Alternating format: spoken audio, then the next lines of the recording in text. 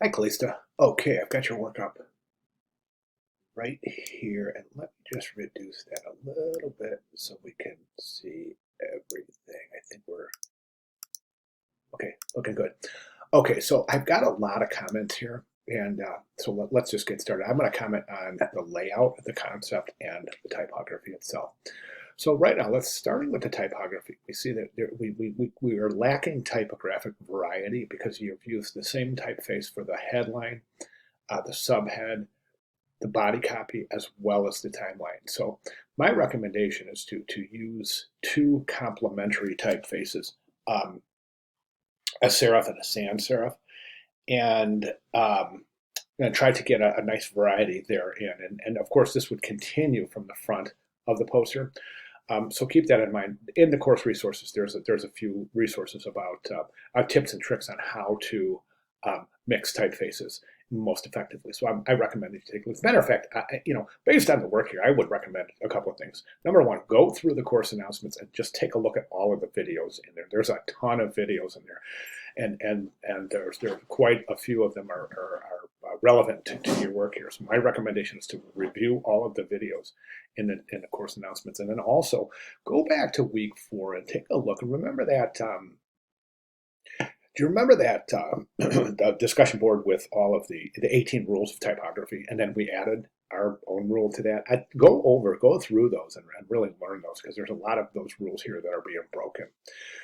Okay, as far as the typography goes, so I would not recommend this typeface. It's really, really, really difficult to read, extremely difficult to read. So the legibility and the readability of this typeface are nominal at best. I would say that this typeface, I'm not sure what it is, but it definitely is in the kind of Comic Sans um, family. I'm not saying it is Comic Sans, but it is quite similar. So it adds an air of levity to the piece that I don't think is applicable um, to your laureate, being that his subject matter was that of being very serious. So he was a light-hearted guy, but I just think that this is pointing to something that would be maybe applicable to a cartoon artist or something like that. Do you see what I'm saying? So I would say choose a more serious postured typeface. As far as this type goes, now the typeface itself, as I said, is a little difficult to read. This type here almost looks like it's been altered or distorted. It almost appears, I don't know if you assembled the type right in this composition or if you assembled it somewhere else and then imported it here. If you did import it and you resized it, that is the problem. I think that if this was resized, make sure that you constrain the original proportions of the typeface itself. Now, I'm not saying it was distorted. I'm saying it somewhat appears. It could be a PDF rendering or a JPEG rendering. But keep that in mind. Now, also you've got, well, let me finish with the type. So the type, you want to adjust your rags. Okay, the first 4 lines are okay, but then we have this angle right here, and that angle you want to adjust it. I don't recommend hyphens. I would turn my hyphens off in a text selection this short. So watch your rags. Also, this watch your numbers. Now, your numbers should either be old style or they should be reduced to fit the composition more appropriately. And again, that is covered in the course announcements and tutorials. Okay, I'm trying to see.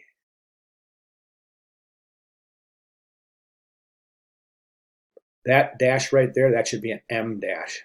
I'm sorry, an N dash. N as in Nancy, and that's a dash that separates numbers. Okay. Um,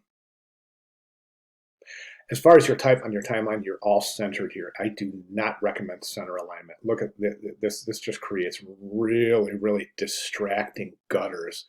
Like see that river right there? Really distracting. I do not recommend center alignment ever in typography unless you're doing an invitation or something like that. A lot of designers use center alignment. I stay away from it because it doesn't activate negative space. It creates symmetry and creates shapes. And those shapes are also indicative of creating secondary meaning that might not be associated. So these are all creating these weird shapes, right? The shapes aren't part of the concept, therefore they're very distracting. I don't recommend center alignment in your type. Also in your, I'm sorry, in your captions. Any word that's on a line alone is technically called a widow. You want to avoid that. You don't ever want to have a word on a line alone, or a number on a line. We see it here, here, here, here, here, here, and quite a few different places. Okay, now let's talk about composition. It's again, the composition is center aligned, and I do not recommend that. One of the things we're working on in this class is the activation of negative space, and using negative space as a design element as opposed to leftover space. In this composition, I'm seeing negative space as leftover space.